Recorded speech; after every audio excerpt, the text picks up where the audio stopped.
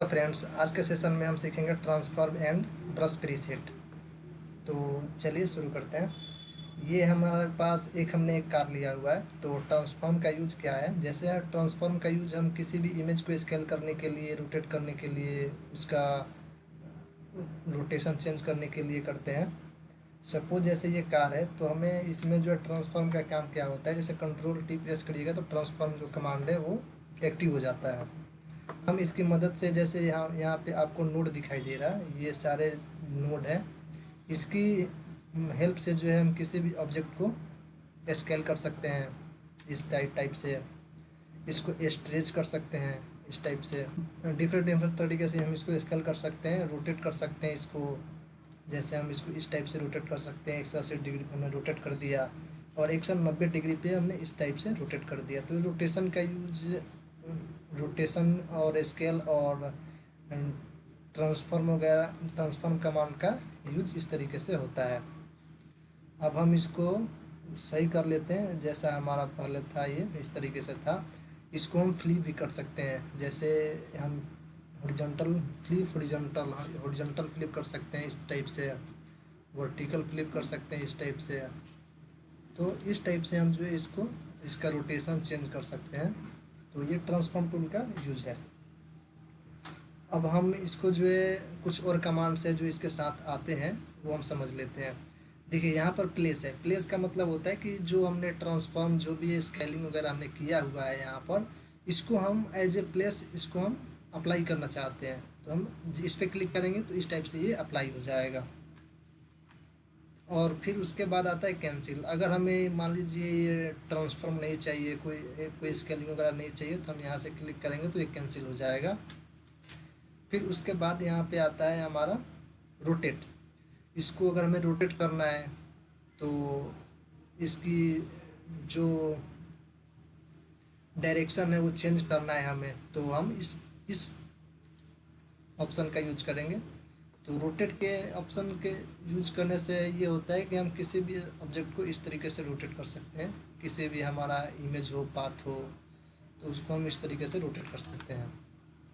फिर उसके बाद हम आएंगे तो आ जाता है एस्कीव। एस्कीव क्या होता है? किसी भी ऑब्जेक्ट की जो है एंकर पॉइंट को जो है उसका रोटेशन चेंज कर देता है, उसकी जो दिशा होती है वो चेंज कर देता है।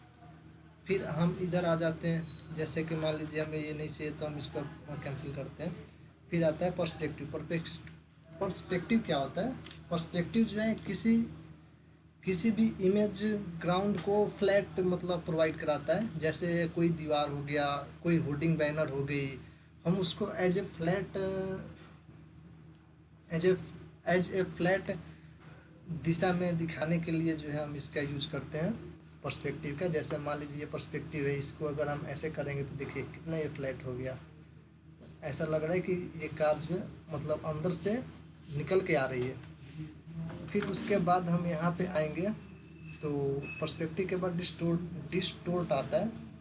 डिस्टोर्ट का यूज क्या है कि हम किसी भी ऑब्जेक्ट को जो है इस तरीके से स्ट्रेच कर सकते हैं।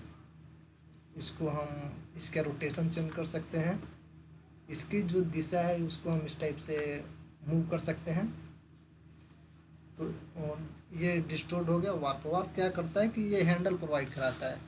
जैसे मान लीजिए कोई ऑब्जेक्ट है, कोई पाथ है, तो उसका हैंडल ये प्रोवाइड कराता है। उसकी मदद से जो हम किसी भी ऑब्जेक्ट को इस टाइप से जो है मूव कर सकते हैं। जैसा कि आपको स्क्रीन पर दिख रहा है, इस टाइप से जो है किसी भी पाथ को, किसी भी ऑब्जेक्ट को वार्प के मदद से जो है हम इस तरीके से उसका जो पाथ है उसको हम चेंज कर सकते हैं। जैसे हमें नहीं चाहिए तो हम इसको कैंसिल करते हैं।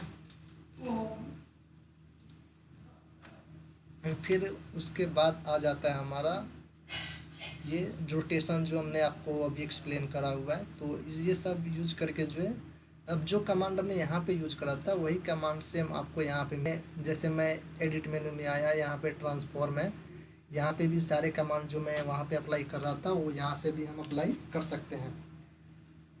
अब बात करते हैं ब्रश प्रीसेट। हम खुद का अपना कस्टम ब्रश कैसे बनाएंगे, तो चलिए वो समझ लेते हैं। अब हम ब्रश प्रीसेट समझ लेते हैं कि खुद का हम अपना कस्टम ब्रश कैसे क्रिएट करते हैं, बनाते हैं।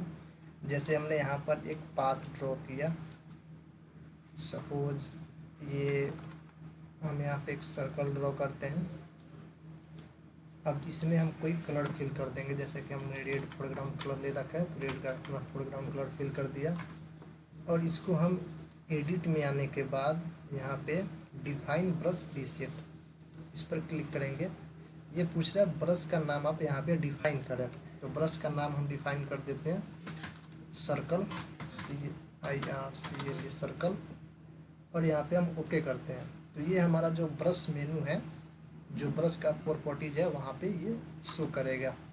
तो जैसा कि हम ब्रश प्रॉपर्टीज में यहाँ पे आ गए और यहाँ पे जो हमने ब्रश बनाया था वो हम यहाँ पे ढूंढेंगे कि वो हमारा खुद का जो कस्टम ब्रश हमने बनाया था वो कहाँ पे है। जैसे कि हमने यहाँ पे आया और यहाँ पे देखिए ये हमने ब्रश जो बनाया था वो यहाँ पे सर्कल के नाम से था, वो यहाँ डिस्प्ले हो रहा। इसको क्लिक करके जो है आप इसका यूज कर सकते हैं। तो इस टाइप से जो है ये ब्रश हम इसका यूज कर सकते हैं। जो हमने सर्कल ब्रश बनाया था वो इस टाइप से यहाँ पे डिस्प्ले हो रहा है। तो इस तरीके से आप खुद का कस्टम ब्रश बना सकते हैं। गाइज ये वीडियोज़ अच्छी लगे तो प्लीज़ इसको लाइक करें, चैनल को सब्सक्राइब करें। Thank you so much.